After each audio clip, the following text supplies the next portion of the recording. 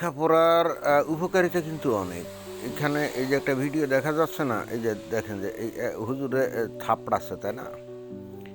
ঘটনা কি জানেন? ঘটনা হলো ওই হুজুর কি করছে, একটা হুইল চেয়ারে ওই যে বোরখা মুড়ি দিয়ে বসা একজন আছে না, তো তাকে দেখিয়ে এই যে হুইল চেয়ারটা ঠেলে নিয়ে যাচ্ছে, আর লোকজনের কাছে বলছে যে ভাইজানেরা একটু সাহায্য করেন, আমার ওয়াইফ হলো প্রতিবন্ধী, হ্যাঁ, এরকম বলে সে কিন্তু সাহায্য চাচ্ছিল। এবং এখানে যে ভিডিওটা দেখলাম টোটাল বেশ বড়, তো ওখানে কিন্তু কিছু কিছু লোকজন দেখলাম যে দয়াপরবশ হয়ে তাকে সাহায্য সহযোগিতা করেছে। বাট এই যে কালো রঙের জামা পরা যে লোকটা না, এ কিন্তু ওই লোকটাকে চ্যালেঞ্জ করে সে বলছে যে এই যে নাকি হুইল চেয়ারে বসা আছে তার খুলতে হবে, ওই যে হিজাব নিকাব খুলতে হবে। এবং সে চ্যালেঞ্জ করছে যে ও তার স্ত্রী না এবং এ প্রতিবন্ধীও না। তো এই ধরনের চ্যালেঞ্জ করতে গেলে কিন্তু বুকের কলজাও লাগে, তাই না? ওই লোকটা তো হুজুর, তাই না?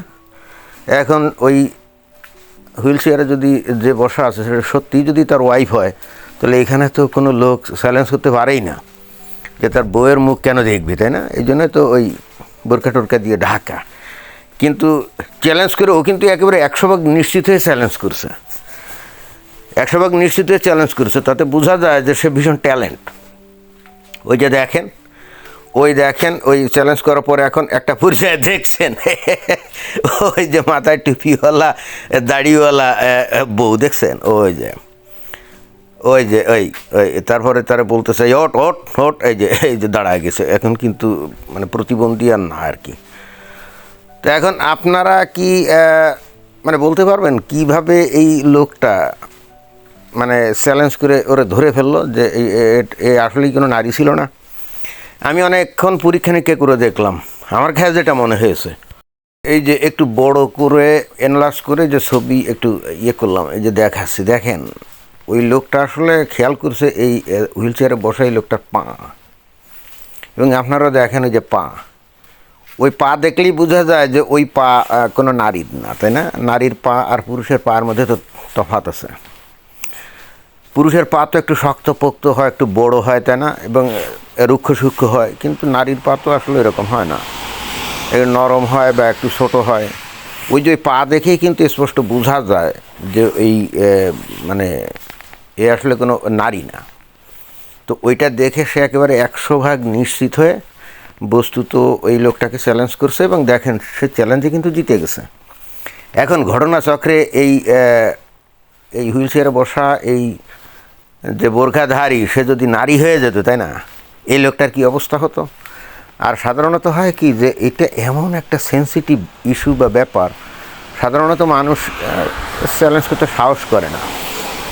এবং এই যে চ্যালেঞ্জ করতে সাহস করে না, এটা জানে এই যে লোকটা এই ব্যবসাটা করতেছিল এই স্ত্রী সাজিয়ে, ওরাও জানে যে 99% লোকই এটা নিয়ে চ্যালেঞ্জও করবে না। তারা এমন সেন্সিটিভ ইস্যু যেহেতু, এটা নিয়ে কোনো প্রশ্নই তুলবে না।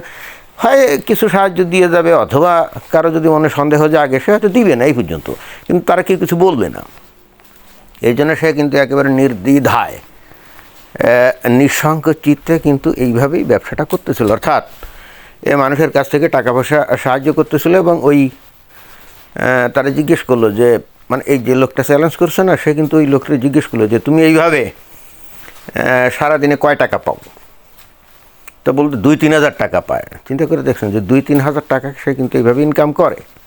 তো তখন ওই লোক বললো যে আমি তোরে 1 লক্ষ টাকা দেব, তুই এই লোকটার এই মানে চেয়ারে বসে থাকা এর খোল, হিজাব খোল।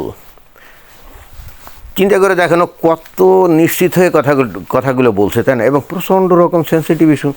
যদি বাই চান্স নারী হয়ে যেত, তাহলে ওই লোকটারে তো উনি গণপিটুনি দিয়ে মেরে ফেলতো, তাই না? তো এই হলো বোরখার একটা বিশাল উপকারিতা। এবং আমরা খেয়াল করি এই উন্নত দেশগুলোতেও এরকম বোরখাধারী অনেক লোকজন কিন্তু চুরির দায়ে ধরা পড়ে। মানে সেগুলো অবশ্য পুরুষ না, নারী। তারা ওই মনে করেন যে পৃথিবীর বিভিন্ন দেশ, যেমন এগুলো দেখা যায় বেসিক্যালি ওই যে আফ্রিকা থেকে আসা যে নারীগুলো আছে না, এরকম লম্বা বড় বড়, এবং ওরা তো গায়ে গতরেও অনেক লম্বা চড়া, হ্যাঁ। তো ওরা এরকম বড় বড় বোরখা পরে এরকম এই যে ওয়ালমার্ট বা আটলান্টিক স্টোর বা এই ধরনের বা কস্কো এই ধরনের যে বড় বড় যে চেইন শপগুলো আছে না, ডিপার্টমেন্টাল স্টোর, ওইখানে ঢুকে ওরা কিন্তু ওই মালামালগুলো বোরখার তলে ঢুকায়। মানে এরা কত ইডিয়ট, এরা কল্পনাই করতে পারে না যে যে লোকটা এত বড় স্টোর দিয়েছে সে কি পাহারার ব্যবস্থা কমতি রেখে কি এটা দিয়েছে নাকি।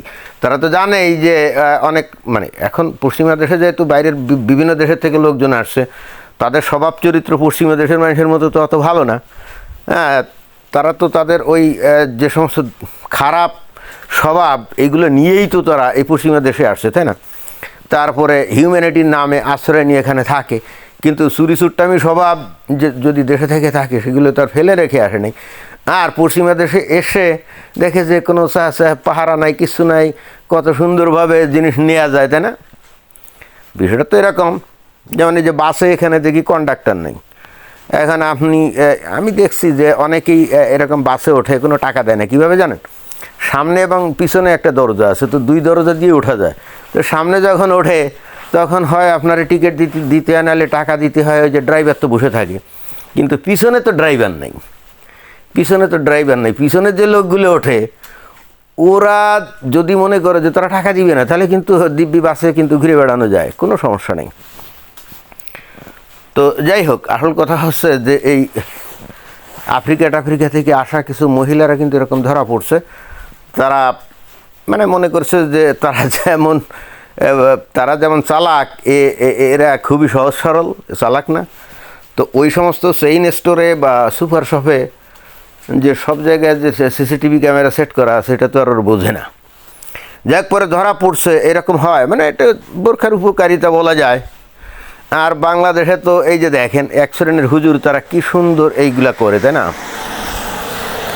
এবং এই ঘটনাগুলো ওই চুরি চামারি এগুলো হয়। এবং আমরা তো একসময় দেখছি যে ভারতে কোনো একটা মানে কয়েক বছর আগে দেখছিলাম যে ভারতে এরকম ওই বোরখা মুড়ি দিয়ে সে এক জায়গায় দেখলাম যে বোমা মেরে দৌড়ে পালায় গেল, বোমা মেরে। এবং বাংলাদেশে বিভিন্ন সময় বিভিন্ন মারামারিতে পুরুষে এরকম বোরখা মুড়ি দিয়ে মারামারি করছে, এরকম তো দেখা গেছে।